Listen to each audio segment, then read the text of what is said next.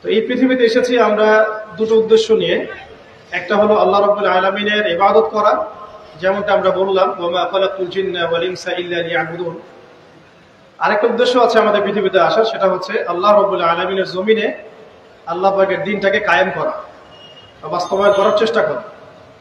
এই ব্যাপারে আল্লাহ পাক আমাদেরকে স্পষ্ট আদেশ দিয়েছেন। সূরা আল ইমরানেও বলেছেন কুনতুম খায়রা উম্মাহ উখরিজাত লিন-নাস তা'মুরুনা বিল মা'রুফ ওয়া তানহাউনা 'আনিল মুনকার ওয়া তু'মিনুনা বিল্লাহ। তো একইভাবে আল্লাহ রাব্বুল আলামিন সূরা মুহাম্মাদের মধ্যে বলেছেন ইন তানসুরুল্লাহ ইয়ানসুরকুম ওয়া ইউসাব্বিত আকদামাকুম। তোমরা যদি আল্লাহর দ্বীনকে সাহায্য করো, আল্লাহকে আল্লাহ পাকও তোমাদেরকে সাহায্য করবেন। ওয়া ইউসাব্বিত আকদামাকুম, তোমাদের পা আল্লাহ পাক শক্ত করে রাখবেন। আর ওয়া ইন তাতাওয়াল্লাউ ইস্তাবদিল কওমান গায়রাকুম, আর তোমরা যদি মুখ ফিরিয়ে নাও, পৃষ্ঠ প্রদর্শন করো, তাহলে জেনে রেখো আল্লাহ পাক অন্য কওমকে তোমাদের স্থলাভিষিক্ত করবেন এবং তারা তোমাদের মতো হবে না। এই আয়াতগুলো থেকে আমরা বুঝতে পারছি যে আল্লাহ রাব্বুল আলামিনের জমিনে তার দ্বীন কায়েম করা, তার দ্বীনের সহযোগী হওয়া, দ্বীন ইকামতে দ্বীনের কাজ করা, দ্বীন প্রতিষ্ঠার জন্য কাজ করা, এটা আমাদের পৃথিবীতে আসার অন্যতম একটা উদ্দেশ্য। তাই আমি তরুণ ভাইদেরকে হৃদয়ের অন্তঃস্থল থেকে অনুরোধ করব, জীবনের উদ্দেশ্য সম্পর্কে আমরা সচেতন হই। আমরা পৃথিবীতে শুধু খেলতামাশা করতে আসি নাই, সময় নষ্ট করতে আসি নাই, শুধু চাকরির পিছনে ছুটতে আসি নাই, ব্যবসার পিছনে ছুটতে আসি নাই। আমাদের এই পৃথিবীতে আসার একটা উদ্দেশ্য আছে, একটা মোটিভ আছে, সেটা হলো নিজে আল্লাহর ইবাদত করব এবং আল্লাহর দ্বীন এর তাবলীগ, দাওয়াত এবং জিহাদে অংশ নিব, যাতে করে আল্লাহর জমিনে আল্লাহর দ্বীন কায়েম হয়। আল্লাহ পাক আমাদের সবাইকে মকবুল কাফেলায় শামিল করেন, আমিন। দ্বিতীয় যে বিষয়টি আমি বলতে চাই সেটা হলো এই যে মহান একটা মিশন নিয়ে আমরা পৃথিবীতে এসেছি, এটাকে বাস্তবায়ন করতে হলে আমাদেরকে ইলম অর্জন করতে হবে। ইলম অর্জন না করে যদি আমরা কোনো কাজ করতে যাই, সেখানে উপকারের জায়গায় ক্ষতি বেশি হতে পারে। এবং দ্বীনের ইলম একা একা হাসিল করা যায় না, অবশ্যই বরেণ্য এবং মুহাক্কিক উলামায়ে কেরামের সোহবত জরুরি। এই বিষয়টা আমরা অনেকে বুঝতে পারি, অনেকে পারি না। খাস করে যারা জেনারেল ব্যাকগ্রাউন্ড থেকে আমরা উঠে আসছি, অনেকে দেখা যায় দ্বীন আমরা শিখতে চাই ঠিকই, লেখাপড়াও করি, বই পুস্তক পড়ি, অনেকে আরবিও ভালো বলতে পারেন, কিন্তু উলামায়ে কেরামদের সোহবত এবং সান্নিধ্য নেই। এই বিষয়টা এতটা ক্ষতিগ্রস্ত, এতটা ক্ষতির কারণ যে নেক্সট স্রোতে মানুষ ধোঁকা খেতে পারে। এই ইলমের তো দুটো শাখা আছে, একটা দুনিয়াবী জ্ঞান, একটা দ্বীনি জ্ঞান। তো দুনিয়াবী জ্ঞানের জন্য এই বিষয়টাকে আমি শর্ত বলে মনে করছি না, কিন্তু দ্বীনি ইলম অর্জনের জন্য অবশ্যই কেরামের সোহবত অবশ্যই জরুরি। এবং দ্বীনি ইলমের বিষয়টা শুধু কিতাবের মধ্যেই সীমাবদ্ধ নয়। কিতাব আমাকে একটা ক্লাসিক্যাল আলেম হওয়ার পর্যায় পর্যন্ত নিয়ে যায় ঠিকই, কিন্তু আল্লাহকে চিনতে হলে, আল্লাহকে পেতে হলে, আল্লাহর মারিফত হাসিল করতে হলে একটা আধ্যাত্মিক জ্ঞানের প্রয়োজন আছে। এই জ্ঞানটা আপনি কিতাবের মধ্যে পাবেন না। এটাকে হাসিল করতে হলে অবশ্যই আল্লাহওয়ালা বুজুর্গ মানুষদের সোহবতে আসতে হবে। ঠিক যেমন নবী মুসা আলাইহিস সালামকে আল্লাহ রাব্বুল আলামিন বলেছিলেন তোমার চেয়েও জ্ঞানী মানুষ পৃথিবীতে আছে। সূরা কাহফে বিস্তারিত ঘটনা আছে, এতটা বলার সময় এখানে নাই, আপনারা পড়ে নিতে পারবেন। মুসা আলাইহিস সালাম যুগ যুগ সফর করেছেন সেই ব্যক্তিকে পাওয়ার জন্য যাকে আল্লাহ রাব্বুল আলামিন তার পক্ষ থেকে খাস করে জ্ঞান দিয়েছেন। সেই ব্যক্তির নাম খিদর আলাইহিস সালাম। তিনি এমন কিছু দেখছেন খিদর আলাইহিস সালাম, যেটা মুসা আলাইহিস সালাম বুঝতে পারছেন না। মুসা আলাইহিস সালাম নবী হওয়ার পরে বুঝতে পারছিলেন না কেন নৌকা ফুটা করা হচ্ছে, কেনই বা বাচ্চাটাকে হত্যা করা হলো, আর কেনই বা দেয়ালকে নির্মাণ করা হলো। খিদর আলাইহিস সালামকে আল্লাহ রাব্বুল আলামিন এমন আধ্যাত্মিক জ্ঞান দিয়েছিলেন, আল্লাহর মারিফত দিয়েছেন, তিনি এমন কিছু দেখতে পারছেন দূর পর্যন্ত, যেটা মুসা আলাইহিস সালাম বুঝতে পারছেন না। হাদিসের মধ্যে তো এটাও এসেছে, সেদিন যদি মুসা আলাইহিস সালাম এত প্রশ্ন না করতেন, তাহলে হয়তো আরো অনেক জ্ঞান জানা যেত। কামা ক্বালা আলাইহিস সালাম। এই কারণে আমি তরুণ প্রজন্মকে নসিহত করতে চাই, দ্বীনি ইলম অর্জন করছি, মাশাআল্লাহ, বই পুস্তক পড়ছি, অনেকে অনেক প্রতিষ্ঠানেও পড়ছেন, তবে অবশ্যই মাথার উপরে মুরব্বী উলামায়ে কেরামদেরকে রাখতে হবে। এটা ব্যতীত যদি আমরা দ্বীনের কাজ করতে চাই, কথা বলতে চাই, বা দ্বীনের কোনো দাওয়াত, তাবলীগ বা জিহাদের বিষয়ে আমরা ফিকির করি, সেখানে আমরা নিজেরাও বিভ্রান্ত হতে পারি, মানুষকে বিভ্রান্ত করতে পারি। তাই এটা হচ্ছে আমার দ্বিতীয় নসিহত আমাদের তরুণ ভাইদের প্রতি। আল্লাহ পাক আমাদের সবাইকে বরেণ্য উলামায়ে কেরামদের সোহবত নসিব করেন, আমিন। আরেকটা বিষয় এখানে আমি নিজে থেকে অ্যাড করতে চাই, সেটা হলো যে আমরা এখন অনেকেই অনলাইন কেন্দ্রিক চিন্তা ভাবনা করি, অনলাইনে কে কত ভাইরাল, কার কত ভিউজ বেশি হয়, হ্যাঁ, কার ফ্যান ফলোয়ার্স কত বেশি, এগুলো আমাদের কাছে এখন হকের মানদণ্ড হয়ে গেছে, অনেকের কাছে, সবার কাছে নয়। এটা একটা মুসিবত, এটা খাসারা। মনে রাখবেন, বরেণ্য ওলামায়ে কেরাম এবং আল্লাহর ওলিগণ নিজেদেরকে এত জাহির করেন না, তারা নিজেদেরকে লুকিয়ে রাখতে চান, তারা ইজহার করা পছন্দ করেন না, তারা হক এবং বাতিলের মধ্যে মিশ্রণ ঘটান না, তারা হক এবং বাতিলকে স্পষ্ট করে দেন।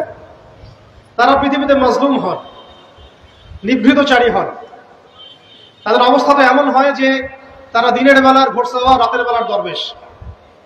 তো এই ব্যাপারে ইমাম মালিক রহমতুল্লাহ আলাইহির একটা কওল আছে, জ্ঞান কারো কাছে আসে না, জ্ঞানের কাছে যেতে হয়।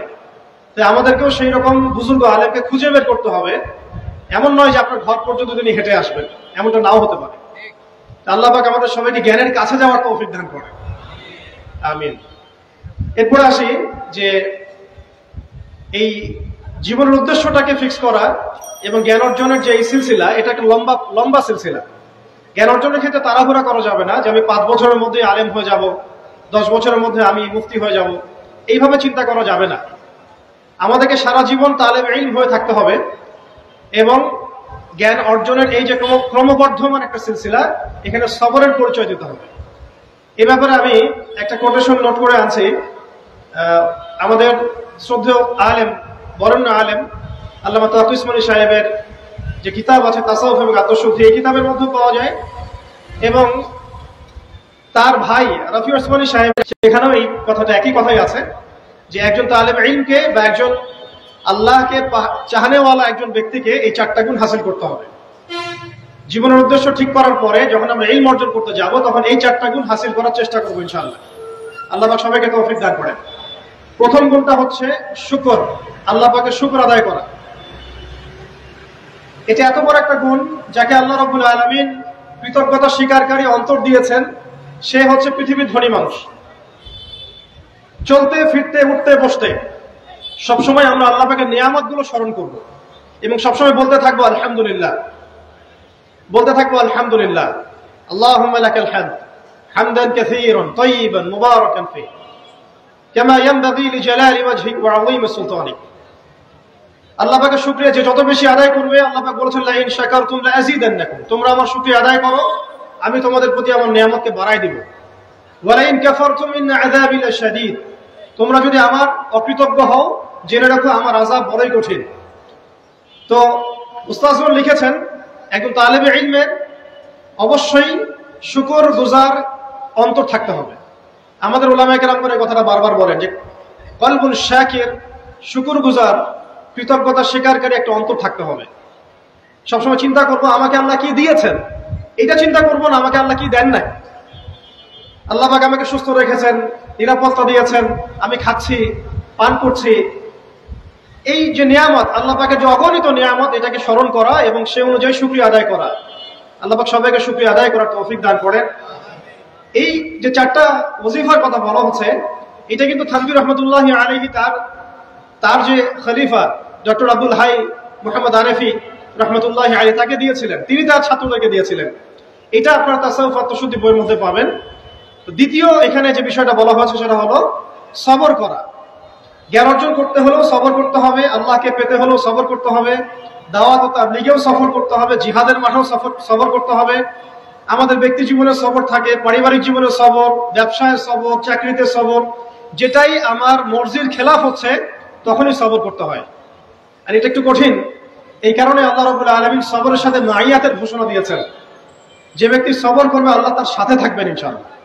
এই জন্য আল্লাহ পাক বলেছেন ইন্নাল্লাহা মাআস সাবিরিন, সবরকারীদের সাথে আল্লাহ পাক আছেন। এটা কঠিন, এই কারণে যখন মর্জির খেলাফ কোনো কিছু হবে, তখন আমাদের আলেমগণ বলেন সবসময় পড়তে থাকা যে ইন্না লিল্লাহি ওয়া ইন্না ইলাইহি রাজিউন। এটা মাইয়াতের সাথে খাস দোয়া নয়, এটা শুধু মৃত্যুর সাথে খাস কোনো দোয়া নয়, এটা যখনই সবরের হালত আসবে তখনই পড়তে হয় ইন্না লিল্লাহি ওয়া ইন্না ইলাইহি রাজিউন। কারণ উলাইকা আলাইহিম সালাওয়াতুম মির রাব্বিহিম ওয়া রাহমা ওয়া উলাইকা হুমুল মুহতাদুন, এটা হেদায়েত পাওয়ার মাধ্যমও বটে এবং তাদের সাথে আল্লাহ পাকের রহমত আছে। তো শুকরগুজার অন্তর এবং সবরকারী অন্তর আল্লাহ পাক সবাইকে নসিব করেন, আমিন। 3 নম্বরে উস্তাদগণ বলেছেন তওবা, বেশি বেশি তওবা করতে বলা হয়েছে। চলতে ফিরতে উঠতে বসতে সবসময় আমরা আস্তাগফিরুল্লাহ ওয়া আতুবু ইলাইহি পড়ার অভ্যাস করি। যে যত বেশি তওবা করবে তার হৃদয় তত পরিচ্ছন্ন হবে, গুনাহ মাফ হবে। পরিচ্ছন্ন কলবের মধ্যেই আল্লাহ পাকের নূর এবং মারিফত নাযিল হবে ইনশাআল্লাহ। অপরিচ্ছন্ন কলবের মধ্যে কিন্তু আল্লাহর নূর নাযিল হয় না। তাই উলামায়ে কেরাম বারবার অন্তত দিনে 100 বার আস্তাগফিরুল্লাহ ওয়া আতুবু ইলাইহি পড়তে বলেন। আল্লাহ পাক আমাদের সবাইকে পড়ার তৌফিক দান করেন।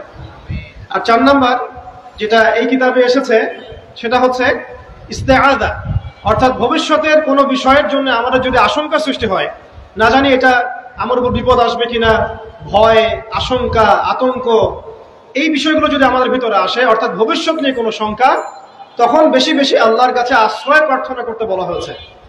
পড়তে বলা হয়েছে আউযু বিল্লাহ, আউযু বিল্লাহ, অথবা আউযু বিকালিমাতিল্লাহি তাম্মাতি মিন শাররি মা খালাক, অথবা আউযু বিল্লাহি মিনাশ শাইতানির রাজীম, আউযু বিল্লাহিস সামিউল আলীম মিনাশ শাইতানির রাজীম মিন নাফখিহি ওয়া নাফসিহি ওয়া হামজিহি। একবার একটা জটিল মাসালা নিয়ে আমরা আমাদের মুহতারাম খতিব সাহেব বাইতুল মুকাররমের বর্তমান খতিব সাহেব তার দ্বারস্থ হয়েছিলাম। একটা মুশকিলা দেখা দিয়েছে। একটা দোয়া শিখিয়ে দেন যে দোয়ায় আমল করলে ইনশাআল্লাহ এটা চলে যাবে। তা আমাকে তিনি পার্সোনালি বলেছিলেন যে এই দোয়াটা যেটা আমি এখন শিখিয়ে দিচ্ছি আপনাকে, এই দোয়াটা জিবরাইল আলাইহিস সালাম রাসূলুল্লাহ সাল্লাল্লাহু আলাইহি ওয়াসাল্লামকে শিখিয়ে দিয়েছিলেন এবং রাসূলুল্লাহ সাল্লাল্লাহু আলাইহি ওয়াসাল্লাম এই দোয়াটা খালিদ বিন ওয়ালিদ রাদিয়াল্লাহু আনহুকে শিখিয়ে দিয়েছিলেন। তো শোনার এবং শেখার খুব আগ্রহ ছিল। তা আমি লিখে নিচ্ছিলাম এবং নোট করছিলাম। এই দোয়াটা যদি আপনারা পড়তে পারেন, ভবিষ্যতের যে কোনো শঙ্কা, আশঙ্কা, বিপদ আপদ, বালা মুসিবত, এই বিষয়গুলোর ব্যাপারে আল্লাহর পক্ষ থেকে একটা সাকিনা এবং সুকুন হৃদয় নাজিল হবে। একটু বড়, যেহেতু এখানে তালেব ইলমগণ অনেক, তারা তো শুনলেই মুখস্থ করতে পারবে, তাই আমি নোট করে আনছি। এবং জ্ঞান তো লুকিয়ে রেখেও লাভ নাই, প্রচার করলেই লাভ। আপনারা আমল করলে আমি নাকি পাবো ইনশাআল্লাহ। তো এই দোয়াটা হচ্ছে আউযু বিকালিমাতিল্লাহি তাম্মাতিল্লাতি লা ইউজাবিজুহুন্না বাররুন ওয়ালা ফাজির মিন শাররি মা খালাকা ওয়া যারআ ওয়া বারআ ওয়া মিন শাররি মা ইয়ানজিলু মিনাস সামাই ওয়া মা ইয়া'রুজু ফিহা ওয়া মিন শাররি মা যারআ ফিল আরদি ওয়া মা ইয়াখরুজু মিনহা ওয়া মিন শাররি ফিতানিল লাইলি ওয়ান নাহার ওয়া মিন শাররি তাওয়ারিকিল লাইল ইল্লা তাওয়ারিকান ইয়াতরুকু বিখাইরিন ইয়া রাহমান। এই দোয়াটার উপর আমল করতে থাকেন, দেখেন ভবিষ্যতের আশঙ্কা দূর হয়ে যাবে ইনশাআল্লাহ। আল্লাহ পাক আমাদের সবাইকে 4টা গুণ হাসিল করার তৌফিক দান করেন।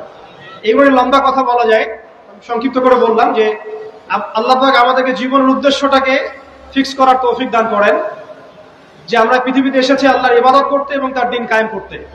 এবং এই মিশনে আমাদের প্রথম দরকার হচ্ছে দ্বীনি ইলম অর্জন করা, এবং এটা একটা লম্বা সিলসিলা, এই ব্যাপারে তাড়াহুড়া না করা। এবং 3 নাম্বার, বুজুর্গ ওলামায়ে কেরামদের সোহবতে থেকে দ্বীনের জ্ঞান হাসিল করা। এতে করে জ্ঞানের সাথে সাথে আধ্যাত্মিকত্ব হাসিল হবে ইনশাআল্লাহ। আর আধ্যাত্মিকত্ব হাসিল না হলে বাইরের চোখ দিয়ে যদি আমরা দেখি, তাহলে এই বিশ্বটাকে চিনতে, বুঝতে এবং সমাধান বের করতে আমরা বেগ পাবো। এবং কোনো কোনো ক্ষেত্রে আমরা সত্যকে মিথ্যা মনে করতে পারি, মিথ্যাকে সত্য মনে করতে পারি। আল্লাহ পাক আমাদের খিদির আলাইহিস সালামের দৃষ্টিভঙ্গি দান করেন, আমিন। আর 4 নাম্বার, প্রত্যেক তালেব ইলমের এবং যারা আল্লাহর পথের সেনানী হতে চাই, আমরা মুজাহিদ হতে চাই, মুবাল্লিগ হতে চাই, মুহাদ্দিস হতে চাই, বা দ্বীনের পথে আমরা শহীদ হতে চাই, এই তামান্না যাদের আছে তাদেরকে এই 4টা গুণ হাসিল করতেই হবে। আল্লাহ পাক তৌফিক দান করেন।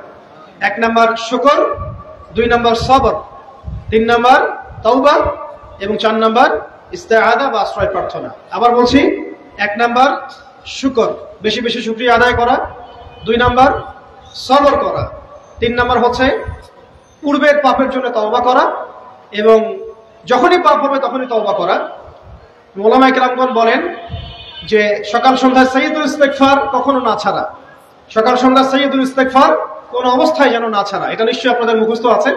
আল্লাহুম্মা আনতা রাব্বি লা ইলাহা ইল্লা আনতা খালাকতানি আনা আবদুক ওয়া আনা আলা আহদিকা ওয়া ওয়া'দিক মাসতাতা'তু আউযু বিকা মিন শাররি মা সানা'তু আবু'ু লাকা বিনি'মাতিকা আলাইয়া ওয়া আবু'ু বিযানবি ফাগফির লি ফাইন্নাহু লা ইয়াগফিরু যুনুবা ইল্লা আনতা। এই দোয়াটা কখনো না ছাড়া। এবং যখন পূর্বের কোনো পাপের কথা মনে হয় যে এতদিন আগে আমার একটা পাপ হয়ে গিয়েছিল, পানি আসতে পারে, ইমিডিয়েটলি পড়তে বলা হচ্ছে আস্তাগফিরুল্লাহ ওয়া আতুবু ইলাইহি, আস্তাগফিরুল্লাহ ওয়া আতুবু ইলাইহি। আল্লাহ পাক সবাইকে খাস তওবা করার তৌফিক দান করেন। এবং 4 নাম্বার হচ্ছে আমাদের জন্য জরুরি, সেটা হলো ইস্তেআযা বা আল্লাহ পাকের কাছে আশ্রয় প্রার্থনা করা। আল্লাহ রাব্বুল আলামিন আমাদের সবাইকে তার কাছে আশ্রয় প্রার্থনা করার তৌফিক নসিব করেন, আমিন।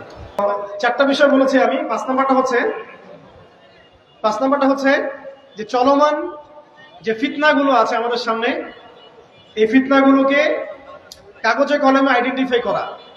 আমি সহজ করে দিই আপনাদের জন্য। আমাদের সামনে ফিতনাগুলো কয়েকটা ক্ষেত্রে বিভক্ত। একটা হচ্ছে ব্যক্তিগত ক্ষেত্রে ফিতনা, একটা হলো আমাদের শিক্ষা ক্ষেত্রের ফিতনা, একটা হলো আমাদের অর্থনৈতিক ক্ষেত্রের ফিতনা, একটা হলো সাংস্কৃতিক ক্ষেত্রের ফিতনা, একটা পারিবারিক ক্ষেত্রে এবং একটা রাষ্ট্রীয় ক্ষেত্রে, এবং এর চেয়ে বড় পরিসরে আছে বৈশ্বিক ক্ষেত্রে কিছু ফিতনা।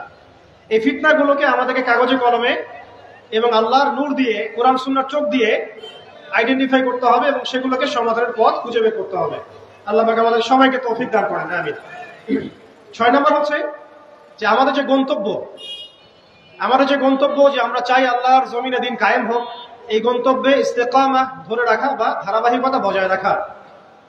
এমন যেন না হয় যে আমাদের কিছুদিনের কাজ খুব গতিসম্পন্ন হচ্ছে এবং বাকি কাজ মন্থর হচ্ছে, এমনটা যেন না হয়।